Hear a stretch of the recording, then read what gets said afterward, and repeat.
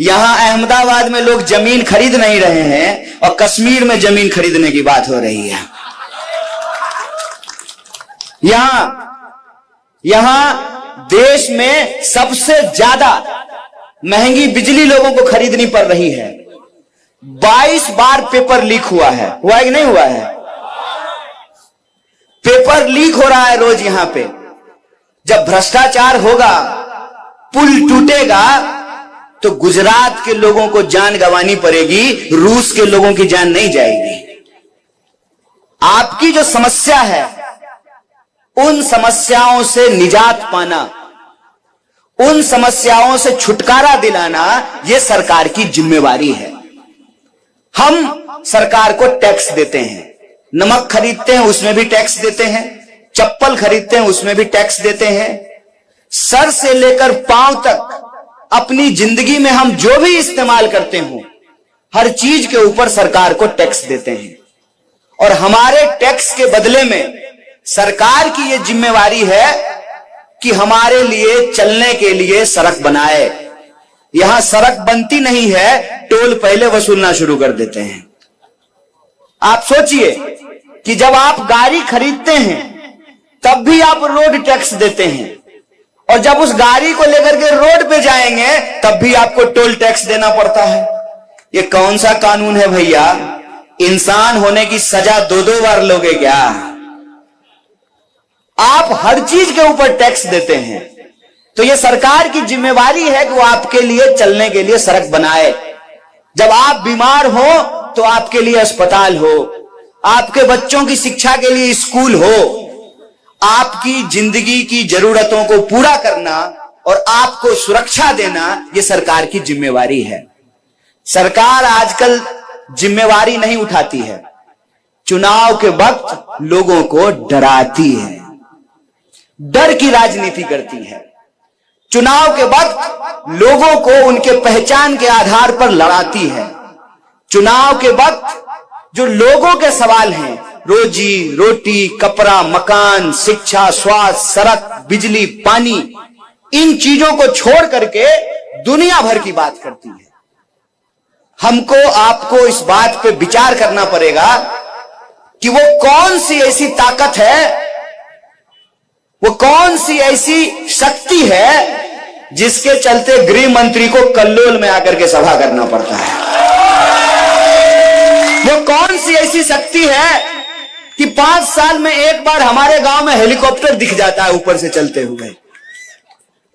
वो ताकत है डॉक्टर बाबा साहब भीमराव अंबेडकर का दिया हुआ संविधान। और इस संविधान के चलते, इस संविधान ने आपको एक ताकत दी है कि हेलीकॉप्टर पर उड़ने वाला का भी वोट एक, अब पैदल चलने वाला का भी वोट, तिलक लगाने वाला का भी वोट, और टोपी पहनने वाला का भी वोट, महिला का वोट, पुरुष का वोट, फॉर्च्यूनर पर चलने वाले का, साइकिल पर चलने वाले का। ये अगर वोट का अधिकार नहीं होता ना, तो कोई भी आपके बीच नहीं आता। अगर राजा का बेटा राजा बनता रहता तो चुनाव नहीं होते। और चुनाव 5 साल में इसलिए होता है कि आप ये तय कर सकें कि सरकार 5 साल में क्या काम की है। और अगर सरकार ने काम नहीं किया है तो आप सरकार को बदल दें। रोटी को 5 मिनट क्या अम्मा तवा पे छोड़ देंगे तो क्या होगा? 27 साल से आप लोग रोटी छोड़ दिए हैं, पलट ही नहीं रहे हैं। और उसी का नतीजा है कि सत्ता का अहंकार पैदा हो गया है। वो ये भूल गए हैं कि लोकतंत्र में सरकार चुनने का अधिकार जनता को होता है। टीवी स्टूडियो में सरकार नहीं बनता है। टीवी स्टूडियो में सरकार बन रहा है। अगर टीवी स्टूडियो में ही सरकार बनना है तो फिर चुनाव क्यों होना है? क्यों चुनाव होता है? आप देखिए, बार बार आपके मोबाइल में एक मैसेज आ रहा है कि भाजपा जीत रही है।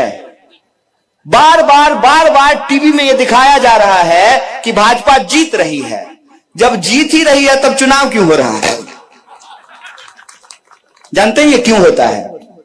ये इसलिए होता है कि जब आप सुबह उठते हैं, मोबाइल खोलते हैं और उस पर एक प्रचार आए, ठंडा मतलब कोका कोला, फिर आप तैयार होते हैं, काम करने के लिए घर से बाहर निकलते हैं तो बड़ा सा बोर्ड लगा हुआ है, तेंदुलकर जी कह रहे हैं ठंडा मतलब कोका कोला।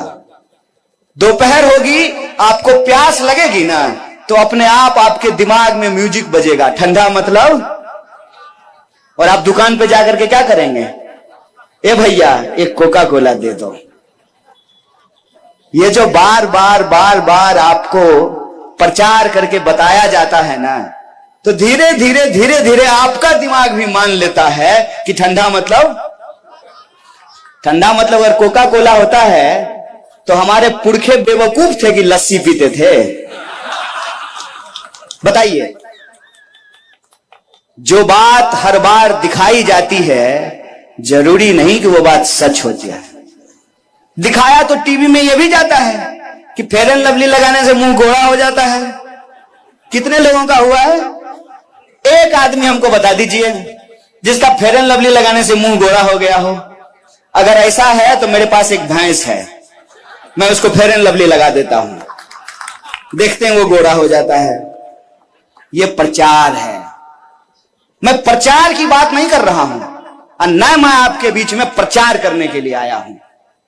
मैं आपके बीच में आपके वोट का जो अधिकार है ना, मैं प्रचार के नहीं आपके अधिकार की बात करने के लिए आया हूं। और यह अधिकार अगर हमारे पास नहीं होता ना, तो रास्ते में हमको मिले थे जय शाह के पप्पा, जा रहे थे सायरन बजाते हुए, वहीं वहीं करते हुए, तो वो मुझे जेल में डाल देते। पता है उनके आंख में आंख डाल करके सवाल क्यों पूछते हैं? क्योंकि ये संविधान जितना इस देश के गृह मंत्री को अधिकार देता है, उतना ही अधिकार इस देश के किसान के बेटे को देता है कि सत्ता से आंख में आंख डाल करके सवाल पूछे कि बताओ 27 साल से सरकार चला रहे हो, अब भी लोगों को डरा रहे हो। 2022 में चुनाव हो रहा है, 2002 का गाना क्यों बजा रहे हो? क्यों 2002 का गाना बजा रहे हो? इसलिए बजा रहे हो ना, 2022 में 2002 का गाना इसलिए बजाया जा रहा है ताकि कोरोना की बात भूल जाए। ये गाना इसलिए बज रहा है ताकि कोरोना की बात नहीं हो, ताकि लोग ये सवाल नहीं पूछें कि कोरोना में गुजरात के अंदर 4 लाख लोगों को अपनी जान गंवानी पड़ी, कौन है इसके लिए जिम्मेवार? आपको हम टैक्स दे रहे हैं ना, हर चीज पे टैक्स दे रहे हैं। आपको हम टैक्स दे रहे हैं तो हमको ऑक्सीजन का सिलेंडर क्यों नहीं मिल रहा है? अहमदाबाद के सिविल अस्पताल में जब लोग तड़प रहे थे तो उनको ऑक्सीजन का सिलेंडर क्यों नहीं मिल रहा था? रोगियों के लिए एम्बुलेंस क्यों नहीं मिल रहा था? और जिनकी दर्दनाक मौतें हुई उनको कब्रिस्तान और शमशान में जगह क्यों नहीं मिल रहा था? कौन लेगा इसकी जिम्मेवारी? कोई तो होगा इसके लिए जिम्मेवार, और उसकी जिम्मेवारी नहीं तय की जा सके, इसीलिए क्या किया गया है? नई बोतल में पुराना शराब परोसा गया है। एक सवाल आप हमको पूछ करके बताइएगा, अपने मन में भी सोचिएगा कि 3 मुख्यमंत्री बदल दिए गए। साहब, मुख्यमंत्री ऐसे बदलते हैं जैसे लोग शर्ट बदलता है। यह प्रश्न पूछा जाना चाहिए ना कि आनंदीबेन पटेल अच्छी मुख्यमंत्री थी कि नहीं? किसी भी भाजपा के कार्यकर्ता को बुला करके पूछिएगा, आएगा ना वोट मांगने के लिए, कहिएगा ए भाई इधर आ जाओ, बैठो, चाय पियो, आओ हम भी चाय पर चर्चा करते हैं। बताओ कि आनंदीबेन पटेल को मुख्यमंत्री पद से क्यों हटा दिया? खराब थी, अच्छा काम नहीं कर रही थी।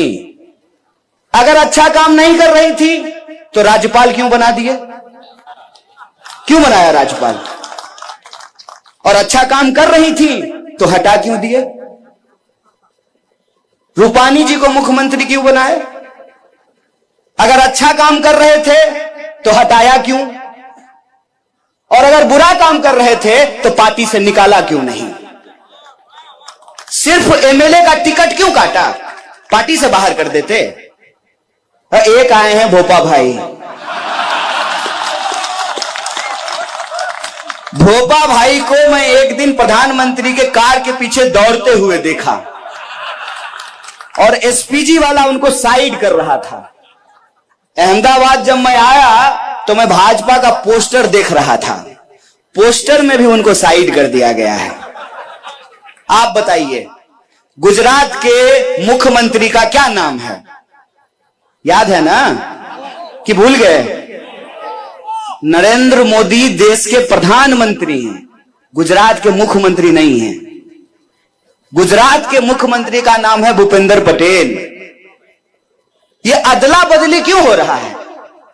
ये अदला बदली इसलिए हो रहा है ना कि आप तय ही नहीं कर सकें कि गुजरात में जो भ्रष्टाचार पैदा हुआ है, जिसके चलते मोरबी की दर्दनाक हादसा हुई है, 22 बार पेपर लीक हुए हैं, किसानों को आत्महत्या करनी पड़ रही है, 45 साल में सबसे ज्यादा बेरोजगारी है, जीएसटी और नोटबंदी के चलते छोटे व्यापारियों को नुकसान हुआ है, इसकी जिम्मेवारी न तय की जा सके।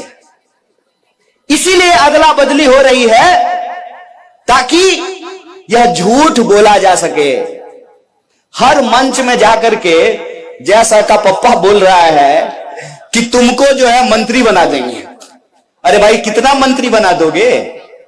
अव्वल तो सरकार आएगी तब ना मंत्री बनाओगे, बिना सरकार आए मंत्री बना दोगे।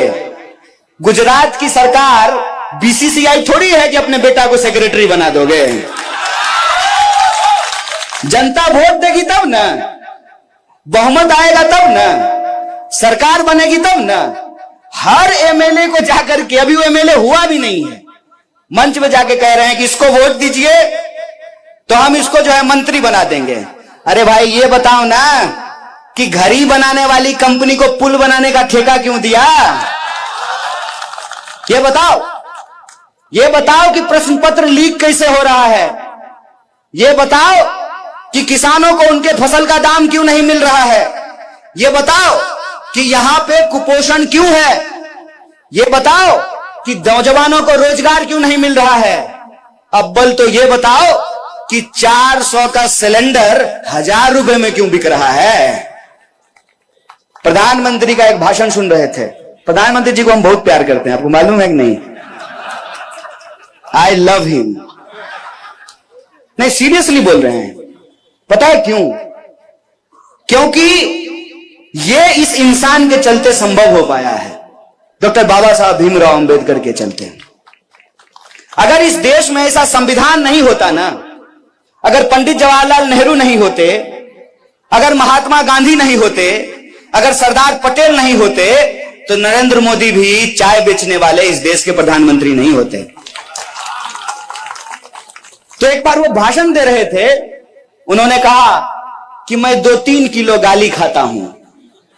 महाराज साहेब, आप तो गाली खा लेते हैं, आप बताइए कि हम थाली कैसे खाएं?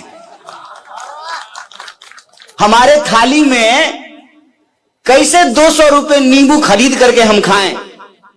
कैसे 250 रुपए किलो दाल खरीद के खाएं? कैसे 250 रुपए किलो तेल खरीद के खाएं? इस सवाल का जवाब हमको दे दीजिए। और हम ये समझना चाहते हैं कि आपके इस कथन का क्या मतलब था कि ना खाऊंगा ना खाने दूंगा। आप तो गाली खा रहे हैं, हमको थाली नहीं खाने दे रहे हैं। यही जब चर्चा हो रही थी तो भाजपा का मेरा एक दोस्त बोला, देखो छोटी छोटी बातें मत करो, छोटा बात मत बोलो। महंगाई बहुत छोटी बात है उनके लिए, बड़ी बड़ी बातें करो। बड़ी बातें मतलब रूस की बात, यूक्रेन की बात, बड़ी बातें करो। हम बोले बड़ी बातें कर तो लेंगे, लेकिन उससे हमारे जीवन पे असर क्या पड़ेगा ये बताओ। उन्होंने कहा कि कुछ मत कहो, प्रधानमंत्री जी यूक्रेन का युद्ध बंद कराने में बिजी हैं। हम बोले प्रधानमंत्री जी यूक्रेन का युद्ध बंद करा रहे हैं, 1000 रुपए सिलेंडर के चलते हमारा चूल्हा बंद हो रहा है। आप तय कर लीजिए। मैंने आपको पहले ही कह दिया मेरी ये हैसियत नहीं है कि मैं आपको समझाऊं। अरे हमारी हालत तो खुद ही खराब है। बिहार यूपी से आकर के यहां अहमदाबाद में रोजगार लेते हैं, तो हम आपको क्या कहेंगे। लेकिन आप सोचिए, आपके ही नाम पर, गुजरात के नाम पर, जहां पर महान मोहनदास करमचंद गांधी पैदा हुए, सरदार वल्लभ भाई पटेल पैदा हुए, एक से एक संत और महात्मा पैदा हुए, उस महान भूमि के नाम पर जो धोखा हुआ है ना साहब, उस धोखा का जवाब अगर कोई दे सकता है तो गुजरात की जनता दे सकती है। और यह जिम्मेवारी आपके कंधे पे है कि आपको तय करना पड़ेगा कि जब चुनाव हो रहा है और लोकतंत्र में चुनाव हो रहा है, जनता को अगर चुनाव करना है तो यह चुनाव किस मुद्दे पर होगा। अगर इस देश के गृह मंत्री को अपने बेटा के भविष्य के बारे में सोचने का अधिकार है, तो जूता सिलने वाले को भी अपने बच्चे के बारे में सोचने का अधिकार है। अगर मंत्री बनने से किसी का बेटा टैलेंटेड हो सकता है, बीसीसीआई का सेक्रेटरी हो सकता है बिना क्रिकेट खेले ही, तो इस देश के आम लोगों को भी यह अधिकार है कि उसके बच्चे को शिक्षा मिले और शिक्षा लेने के बाद उसकी योग्यता के आधार पर उसको काम मिले ताकि वो आत्मसम्मान से अपनी जिंदगी को जी सके। सारे मुद्दे गायब कर दिए गए हैं। महंगाई की कोई बात नहीं हो रही है, बेकारी की कोई बात नहीं हो रही है, किसानों के आत्महत्या की कोई बात नहीं हो रही है, महिला सुरक्षा की बात नहीं हो रही है। कहां से होगी महिला सुरक्षा की बात। देश में 16 मिनट में एक महिला के साथ बलात्कार होता है और देश के गृह मंत्री लॉ एंड ऑर्डर की बात कर रहे हैं। कहां से होगी महिला सुरक्षा की बात जब सरकार में बैठे हुए लोग बलात्कारियों को संस्कारी बताएंगे। तो आप बताइए कि महिला सुरक्षा की बात कैसे होगी। इसीलिए यह जिम्मेवारी आपके कंधे पे है। आपको यह तय करना है कि गुजरात के चुनाव से क्या संदेशा जाना चाहिए। जब मैं आ रहा था तो एक पत्रकार ने पूछा कि आपके हिसाब से गुजरात में क्या होगा। हमने कहा कि गुजरात में सिर्फ 2 चीज हो सकती है। एक तो जो चल रहा है ना वही चलेगा, जो हो रहा है वही होगा। दूसरा, गुजरात में परिवर्तन होगा। और गुजरात में परिवर्तन अगर कोई कर सकता है, और यह बात मैं नहीं कह रहा हूं, यह बात भाजपा को पता है कि गुजरात में परिवर्तन अगर कोई पार्टी कर सकती है तो उस पार्टी का नाम भारतीय राष्ट्रीय कांग्रेस है।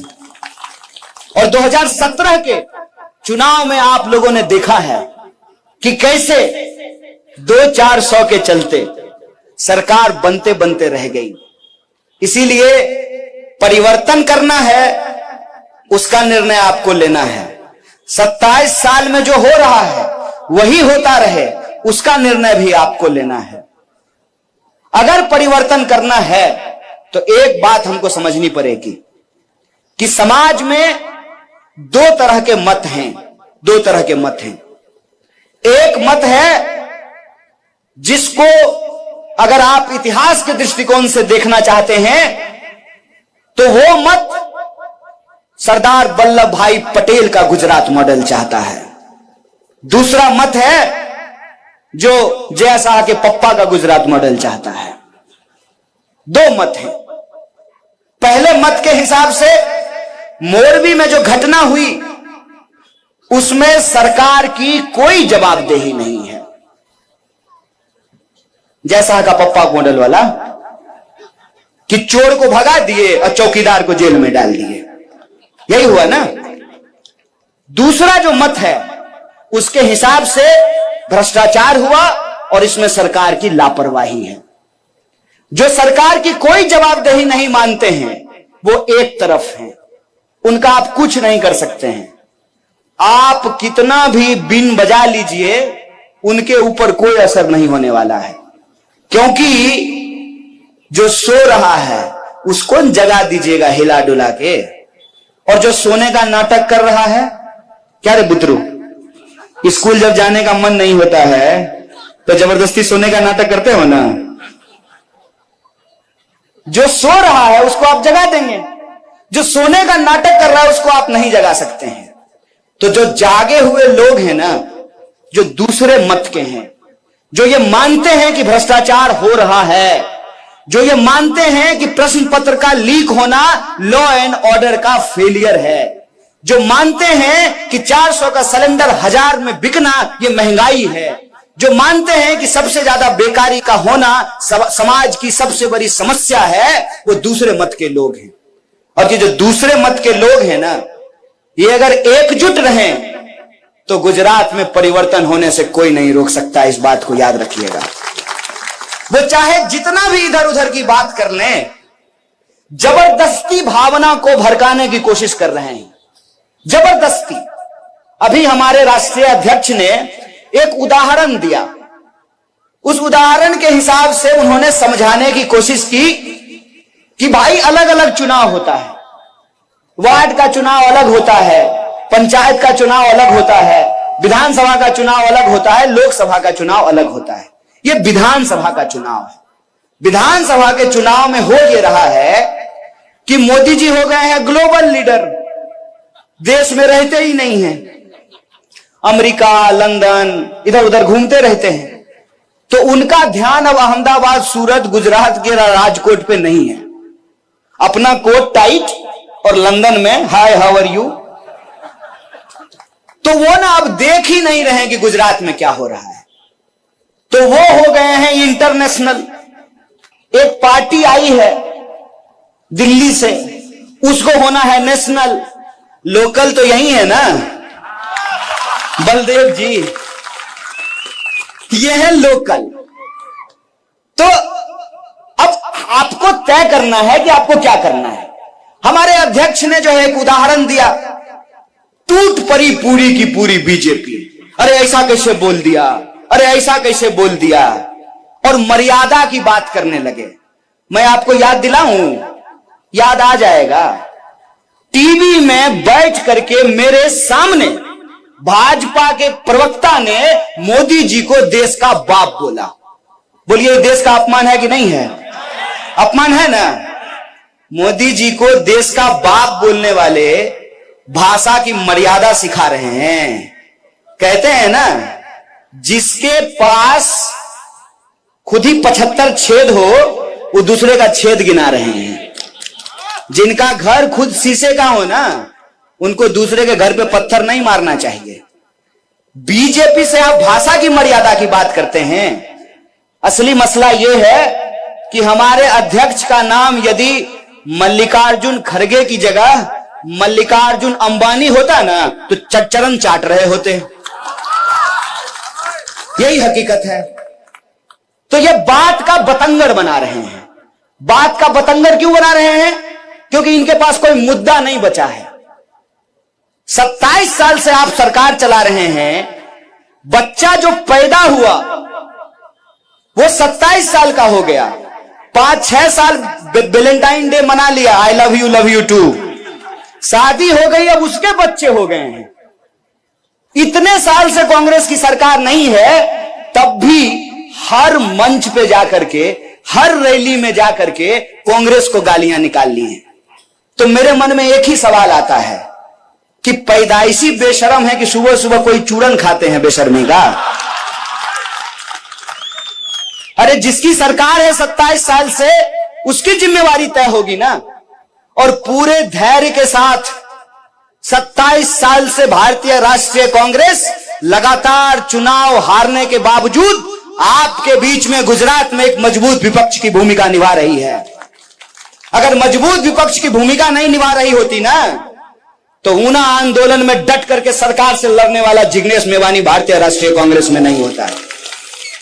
कोई भी जो लड़ने वाला है, संघर्ष करने वाला है, जो सत्ता के सामने दलाली नहीं करता है, लोभ नहीं करता है, बिकता नहीं है, वो आज राहुल गांधी के नेतृत्व में भारत को बचाने की लड़ाई लड़ रहा है।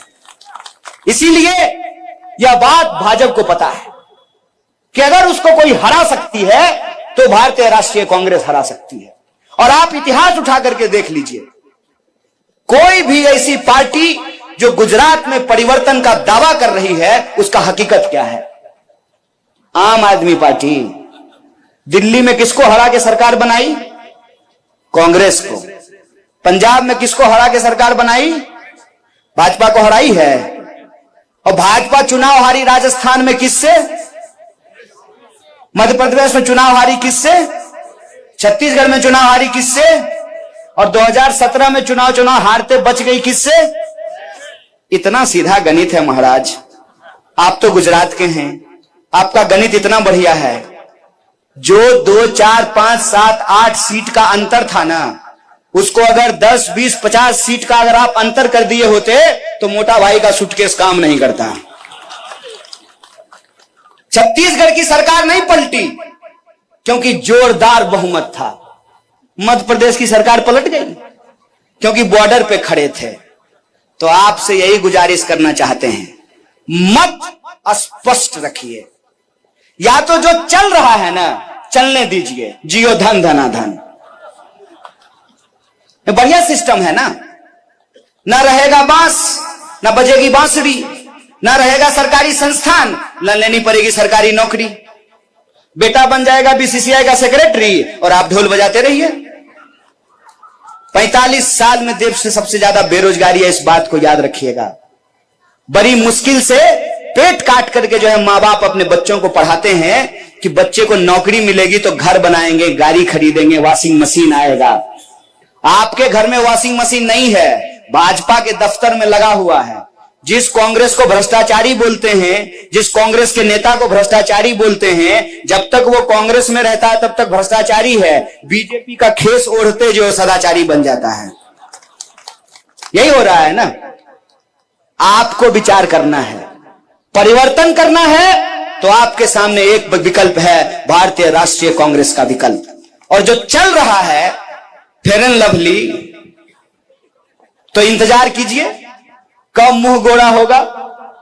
डराने का जो धंधा चल रहा है तो इंतजार कीजिए कि आपका डर कब खत्म होगा। अरे गुजरात में सरकार बना दिए, वार्डर बना दिए, एमपी बना दिए, मुख्यमंत्री बना दिए, प्रधानमंत्री बना दिए, अब क्या कीजिएगा? अमेरिका का राष्ट्रपति बना दीजिएगा क्या? तो नेताओं का ही भविष्य सुधरता रहेगा, जनता का क्या होगा लोकतंत्र में? इस बात का निर्णय लेना पड़ेगा। और ये याद रखिएगा, ये वही देश है जिस देश के लोगों ने नंगे पांव, खाली बदन अंग्रेजों के टैंक के सामने खड़े हो गए और 200 साल की गुलामी को उन्होंने समाप्त कर दिया था। इस बात को याद रखिएगा। याद रखिएगा कि ये जमहूरियत, ये लोकतंत्र गिफ्ट में नहीं मिला है, लोगों को अपनी जिंदगी कुर्बान करनी पड़ी है। और जो लोग सत्ता का अहंकार में बैठ करके उनको लगता है कि हम परिवर्तन नहीं होने देंगे, अगर उसको कोई सबक सिखा सकता है, उनको कोई याद दिला सकता है कि जनता लोगों को कुर्सी पे बिठाती है और जब जनता चाहेगी तो कान पकड़ करके कुर्सी से नीचे भी उतार देगी, यह काम आपके हाथ में है। और यह काम अगर आप करने के लिए तैयार हैं तो एक बात याद रखिएगा, दिल दीजिए ना तो पूरा दीजिए। जब परिवर्तन का मन बना लिए हैं ना, तो इतना इतना जानदार और शानदार तरीके से परिवर्तन कीजिए कि किसी की तिजोरी आपके मत को खरीद ना पाए। इतना शानदार तरीके से परिवर्तन कीजिए, क्योंकि सड़क पार करते हुए अगर धोखा हो जाए, मन में दुविधा हो जाए, तो एक्सीडेंट हो जाता है। जब वोट देने के लिए जाइएगा अपने सवाल पर, तो याद रखिएगा, जैसे एक एक ईंट जोड़ने से घर बनता है, एक एक कदम चलने से मंजिल मिलती है, उसी तरीके से एक एक विधायक को जिताने से बहुमत मिलता है। इस बात को याद रखिएगा। और जब ये परिवर्तन का बहुमत आप देंगे तो मैं आपसे नेता की तरह नहीं, मैं फिर कह रहा हूं, आपके बच्चे की तरह, एक साधारण कार्यकर्ता होने के नाते, भारतीय राष्ट्रीय कांग्रेस का एक सिपाही होने के नाते, मैं आपसे ये जरूर प्रॉमिस करता हूं, ये वचन देता हूं कि जो 8 वचन भारतीय राष्ट्रीय कांग्रेस ने लिया है उसको हम पूरा करेंगे। 300 यूनिट बिजली फ्री मिलेगी, जो लोग कॉन्ट्रैक्ट पे काम कर रहे हैं उनको परमानेंट नौकरी मिलेगी, पुराना पेंशन बहाल करेंगे, किसानों को मुआवजा मिलेगा, जिन लोगों को जान गंवानी पड़ी है उनको मुआवजा मिलेगा, और जो खतरनाक बीमारी से जूझ रहे हैं उनका मुफ्त इलाज करेगा। जो रोजी रोटी, कपड़ा, मकान, शिक्षा, स्वास्थ्य, बिजली, पानी का सवाल है, उसको राजनीति के केंद्र में लाएंगे, नफरत को हराएंगे, मोहब्बत को जिताएंगे। इसी आशा और विश्वास के साथ कि आप निर्णय लेंगे और गुजरात में परिवर्तन होगा। देश ही नहीं, पूरी दुनिया देख रही है कि सरदार की धरती और गांधी की धरती से एक मोहब्बत का संदेशा आने वाला है। इसी आशा और उम्मीद के साथ एक बार फिर से आप तमाम लोगों का, जिन लोगों तक हमारी आवाज पहुंच रही है, आपको बहुत बहुत धन्यवाद, शुक्रिया। इनकलाब जिंदाबाद। जय हिंद, जय गुजरात।